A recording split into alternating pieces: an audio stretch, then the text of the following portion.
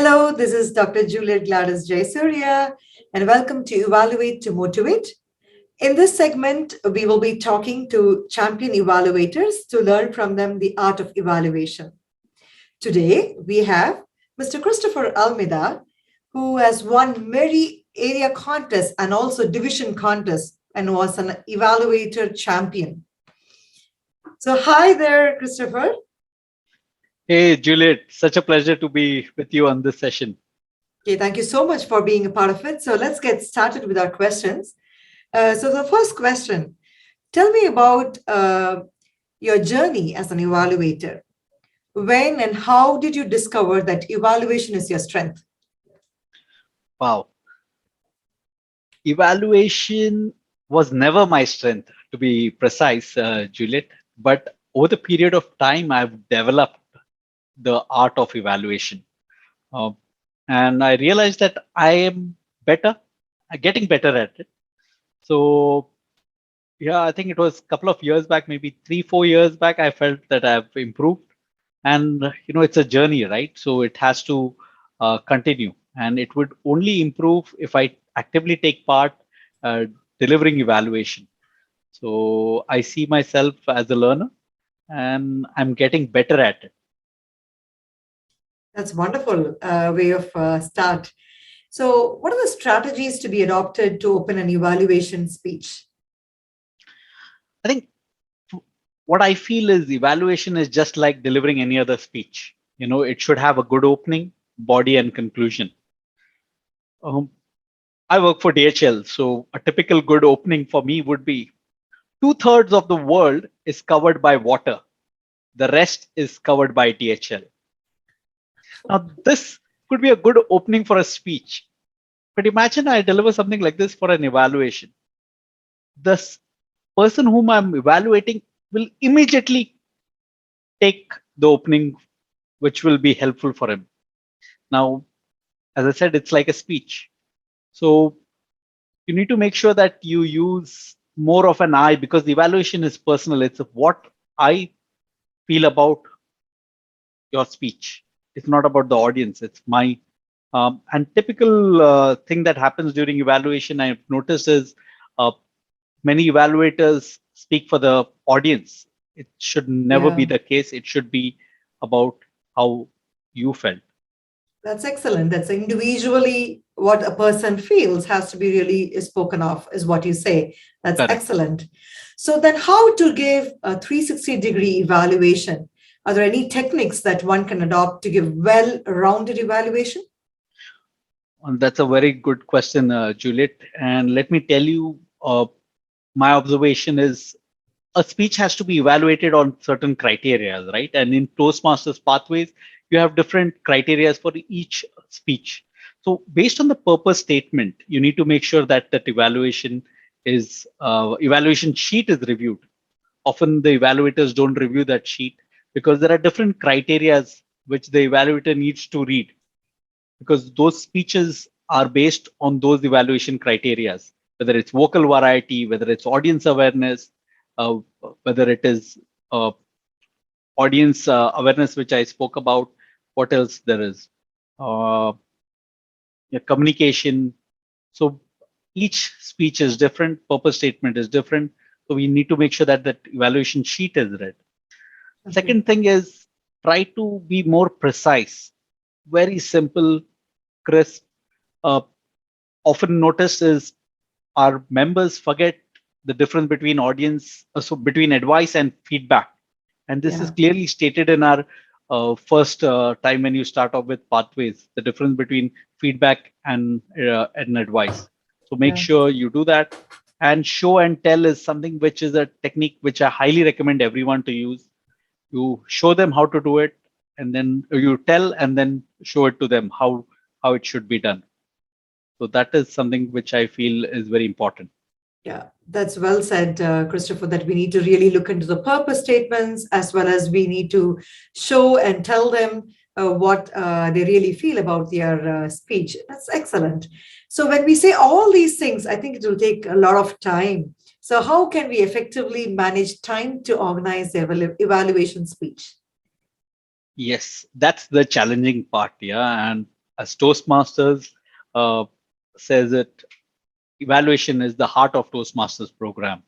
And doing that in 2 to 3 minutes, it's quite a big task. So simple thing is remember the order of opening, closing, and body.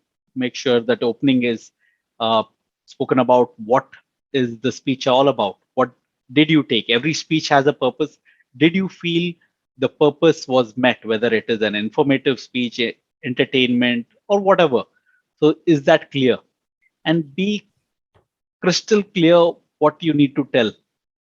Give it in a format of three, a power of three, which I always recommend to use, whether it's DHL, KFC, you name it, come up with abbreviation so the speaker can immediately connect with you and take that with you. So that has to be done in that 1.5 minute. And the last 30 second, I highly recommend to keep that time for your summation. And this is often used in your Toastmasters evaluation contest. So if you practice this at a club level, it will help you at your contest. Yeah, So that's make good. sure that That's good, Christopher. I think that was my next question as such, was it important to conclude and what methods do you prescribe for conclusion? So I think what you're saying is prescribing about the conclusion, right? So correct. what is that you're saying about conclusion, how it should be presented? Yeah, so you should tell him or her what exactly you felt, after listening to the speech. Often we do is we evaluate the speaker, how he's dressed and what style, but we have to evaluate is his speech or her speech.